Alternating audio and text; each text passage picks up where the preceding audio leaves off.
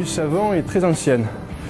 L'histoire du savon, les Gaulois en fabriquaient déjà avec de la cendre et du suif animal, des graisses animales. Donc il faut savoir qu'on peut en faire à partir de n'importe quel corps gras. Donc le savon est très ancien, les Gaulois, les Romains en fabriquaient déjà, mais le savon de Marseille n'est apparu qu'au XVIIIe siècle. Pourquoi? Parce qu'il a fallu attendre l'invention d'un de ces ingrédients indispensables, à savoir la soude caustique, qui a été inventée donc dans cette partie-là, vers 1750-1800. Et donc Monsieur Leblanc a eu l'idée il portait le nom prédisposé, Monsieur Leblanc a eu l'idée d'incorporer et de saponifier à la soude caustique, là où avant on saponifiait à la soude végétale, c'est-à-dire à la cendre. Voilà, donc le savon de Marseille a grosso modo 250 ans. Alors cet appareil, cet engin, c'est le chaudron dans lequel nous fabriquons le savon.